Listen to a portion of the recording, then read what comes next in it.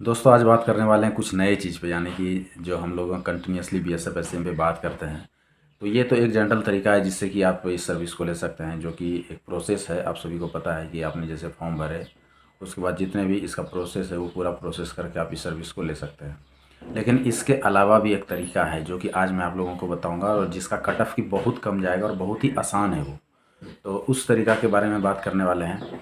वो तरीका जो है वो थोड़ा-सा जो है अलग तरीका है, लेकिन बहुत ही अच्छा तरीका है और सही तरीका है। मैं जो आज बात करूँगा वो बात करूँगा कि आपका जो है, जैसे अभी आप लेंगे तो इतना प्लस जानिए कि आप 85 प्लस तो कट ऑफ जाना है, क्योंकि 92 तो पिछले बार ही कट ऑफ गया था इसका। तो इस बार भी कट ऑफ तो जाएगा, तो कट ऑफ हाई जाना है, और हमेशा ये बढ़ते रहता है कट ऑफ वगैरह। और फिर जो है इसके एग्ज़ाम के लेवल पे भी डिपेंड करता है, जबकि ये सब चीज़ में बहुत चीज़ें हैं, जैसे अभी रनिंग भी होना है, इसमें टाइपिंग भी है, तब इतना कट ऑफ है। कुछ नहीं रहता है तो कितना जाता है। तो आज जो तरीका बताएंगे उसमें आपका रनिंग वगैरह कुछ नहीं होगा, फिजिकल वगैरह कुछ नहीं होगा। सीधा आपको टाइपिंग देना है और रिटन का एग्ज़ाम देना है, जो कि बहुत ही हल्का होगा। रिटन एग्जामिनेशन का लेवल भी हल्का होगा, कट ऑफ तो नीचे जाएगा ही, लेवल भी इससे आधा समझ लीजिए। इसका जो लेवल होता है एग्ज़ाम का, उस लेवल से उसका आधा लेवल होता है। और आपको सिर्फ उसके बाद जो है टाइपिंग देना है, बस कहानी ख़त्म। और आपका उसमें कुछ ज़्यादा नहीं होता, इतना तक कि आपका उसमें मेनली ट्रेनिंग भी नहीं होता है, सीधा आपको जो है ऑफिशियल चीज़ें सिखाया जाता है। तो वो जो मैं बात कर रहा हूँ वो बात है डिपार्टमेंटल का, यानी कि यदि आप इसी एग्ज़ाम को डिपार्टमेंटल के थ्रू दें तो आपको जो है बहुत ही कट ऑफ, यानी कि यदि SC ST वगैरह है तो उनका कट ऑफ तो लगभग 45-50 पे चला जाता है, तो इतना रहता है कट ऑफ। तो ये तरीका है कैसे, आप कैसे जा सकते हैं। तो इसमें कुछ नहीं है। आप यदि 10वीं पास हैं और आपका हाइट वगैरह ठीक है, यानी 170 है, और आपका जो फिजिकल सही है, आपने टाइपिंग वाइपिंग कुछ नहीं भी कर रहे हैं तो कोई दिक्कत नहीं है। आपको निकालना है सबसे फर्स्ट में SSC GD। SSC GD यदि आप निकाल लेते हैं, या फिर कोई SSC GD में ऑलरेडी है, तो SSC GD निकालने के बाद आपको जो है 4 साल के बाद जो है आप एलिजिबल हो जाते हैं डिपार्टमेंटल एग्जामिनेशन के लिए। यानी कि डिपार्टमेंटली जो है आप एग्ज़ाम दे सकते हैं, और उस 4 साल में आप आराम से टाइपिंग वाइपिंग ये वो सारा चीज़ सीख सकते हैं।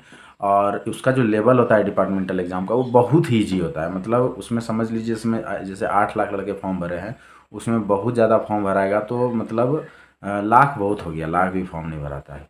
तो बहुत कम तो सबसे पहले फॉर्म भराता है, और उसमें से जो लाख में फॉर्म भर दिए उसमें से 50% सीधा हटा दीजिए, जो कि टाइपिंग वाइपिंग कुछ नहीं करते हैं, बस आते हैं कि चलो मिनिस्ट्री का फॉर्म में हम भर देते हैं।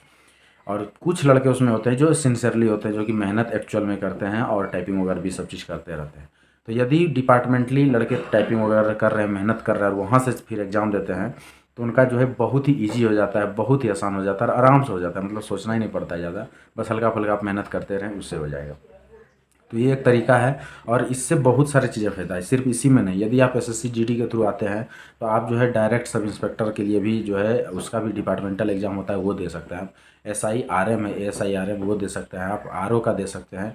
यानी इस तरह से बहुत सारी चीज़ें खुल जाता है, और सिर्फ इसी BSF में नहीं, आप SSC GD के थ्रू किसी भी डिपार्टमेंट में जाते हैं, चाहे वो BSF हो, CRP हो, ITBP हो, SSB हो, किसी में भी यदि जाते हैं आप, तो वहाँ पे हर डिपार्टमेंट में आपको डिपार्टमेंटल एग्ज़ाम देने का मौका मिलता है।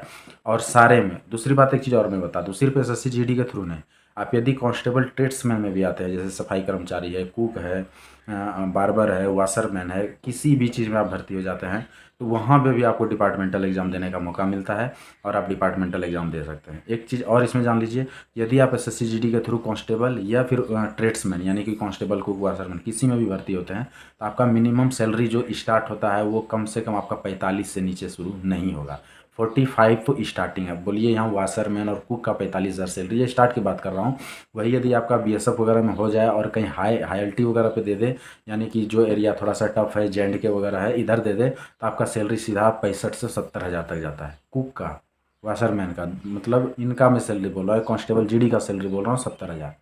तो ये चीज़ें हैं, तो आप देख सकते हैं इसको, बहुत ही ज़बरदस्त चीज़ है। आप SSC GD के थ्रू भी आ सकते हैं, और या फिर अभी BSF SCM जो आया है वो तो खैर मस्त है, उसके लिए आप मेहनत कीजिए। और जो मैं बताया हूँ कि आपको रनिंग, उसके बाद जो है टाइपिंग और रिटर्न, 3 चीज़ को ध्यान में लेकर यदि आप चलते हैं तो आपका इसमें सिलेक्शन होना आसान है, और आसानी से आप सिलेक्शन इसमें ले पाएंगे। बहुत बढ़िया सर्विस है, इसमें कहीं कोई दिक्कत नहीं है। इसके अलावा कुछ भी जानकारी चाहिए आप कमेंट्स कर सकते हैं हमें। यदि आप डायरेक्ट बात करना चाहते हैं तो इंस्टा पे भी फॉलो कर सकते हैं। वीडियो अच्छा लगा तो लाइक करें, सब्सक्राइब जरूर कर दें इस चैनल को, ऐसा वीडियो मैं आप लोगों के लिए लेकर आते रहूँगा। आज के लिए इतना, थैंक यू, धन्यवाद।